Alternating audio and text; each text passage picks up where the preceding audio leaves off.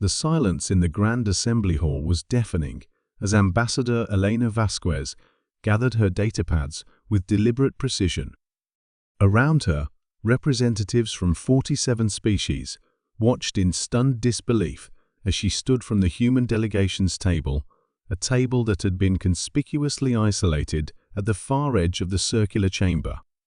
"The Terran Federation formally withdraws from these proceedings," she announced, her voice carrying clearly through the hall's acoustic design. "We thank the Council for their enlightening perspective on galactic peace." Chancellor Mordark of the Hegemony leaned forward, his 6 eyes blinking in sequence, a sign of extreme agitation among his people. "Ambassador, surely you cannot be serious. These talks are critical for preventing another sector war." Elena paused at the chamber's exit, turning back with a smile that didn't reach her eyes. "Chancellor, for the past 18 months, you've made it abundantly clear that humanity's input is neither wanted nor valued. You've dismissed our proposals as primitive aggression, ignored our strategic assessments, and consistently voted down our peacekeeping initiatives. We're simply giving you what you want: a galaxy without human interference." The massive doors sealed behind her with a resonant thud, leaving the assembled delegates in uncomfortable silence. 3 weeks later, the first signs appeared. Admiral Zex Hari of the Centaurian Defense Fleet stood on the bridge of her flagship, studying the tactical display with growing concern. The Outer Rim territories, previously stabilized by joint human-Centaurian patrols, were erupting in chaos. Pirate fleets that had been systematically dismantled over the past decade were reforming bolder and more organized than ever. "Where are the human fast response units?" she demanded. "Gone, Admiral," her tactical officer reported. "All human military assets have withdrawn to their home systems. They're honoring all existing defense contracts, but they're not accepting new deployments or extending patrols beyond contracted zones." Zex Hari felt her throat sacs constrict, the Centaurian equivalent of a sinking stomach. The humans hadn't just been providing firepower. They'd been providing the unpredictable tactical thinking that kept the criminal syndicates off balance. Meanwhile, in the Nexus trade corridors, the economic implications were becoming catastrophically clear.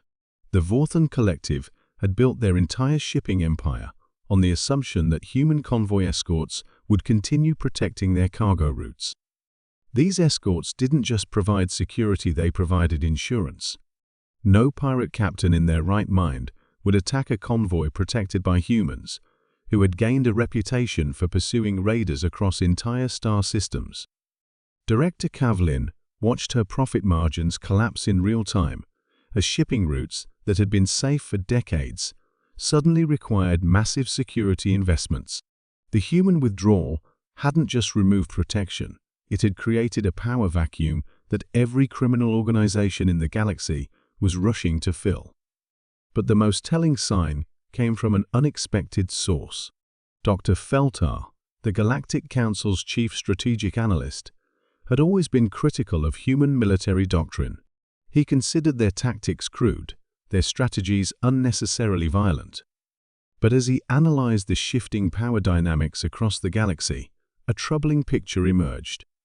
The humans weren't just participating in peacekeeping, he reported to the Emergency Council session. They were the keystone species holding the entire security architecture together. On the holographic display, he showed sector after sector falling into instability. Trade routes becoming impassable.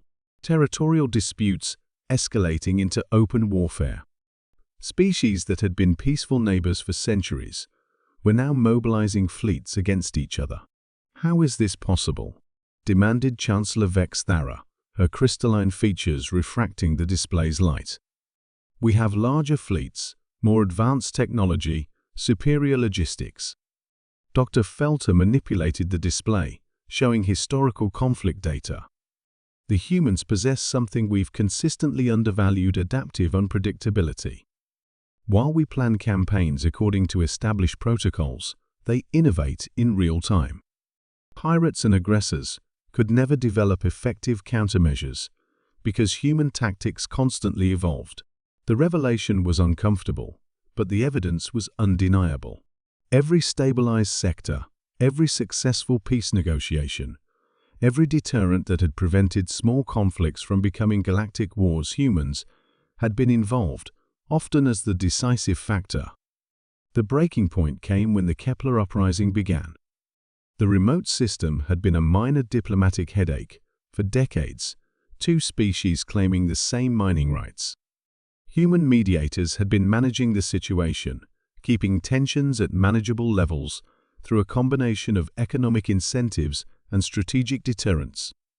Without human oversight, the situation exploded into open warfare within days. Both sides possessed planet-killer weapons, and neither trusted the Council enough to accept mediation from species they viewed as biased. As the first planet-side cities burned, Chancellor Mordark found himself facing a grim reality. The Council's traditional approach committee discussions, formal protocols, and lengthy deliberations was useless when faced with enemies who shot first and negotiated never. "We need the humans back," he admitted in a closed session with the Inner Council. "They understand violence in ways we've spent millennia trying to forget."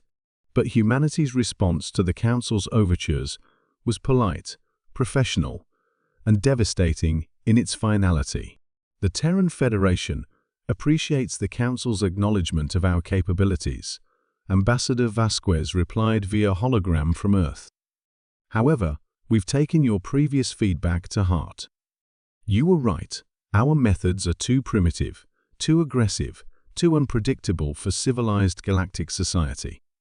She gestured to a datapad. "We're implementing a new foreign policy doctrine based on your recommendations. We call it enlightened non-interference. We will defend our own territories and honor existing treaties, but we will no longer impose our crude solutions on sophisticated galactic problems." The ambassador's expression remained perfectly diplomatic, but her eyes held a glint of satisfaction. Surely the Council's advanced civilizations can handle these minor disturbances without resorting to humanity's primitive methods. As pirate fleets consolidated their power, as trade routes collapsed, as minor territorial disputes escalated into system-wide wars, the Council finally understood what they had lost. Humans weren't just another military power or diplomatic voice. They were the species willing to do what others considered beneath their dignity to get their hands dirty, to make the hard choices, to accept the moral complexity that came with enforcing peace in an inherently chaotic galaxy. The elegant, sophisticated civilizations of the Council had built their peace on the assumption that someone else would handle the ugly necessities of maintaining it. That someone had been humanity, and now they were gone. In the emergency session, called to address the crisis, Chancellor Vex Thara faced a galaxy sliding toward chaos, and finally spoke the words that every Council member was thinking: "We may have made a terrible mistake." But by then, the humans were already implementing Phase 2 of their withdrawal, and the galaxy hadn't seen anything yet.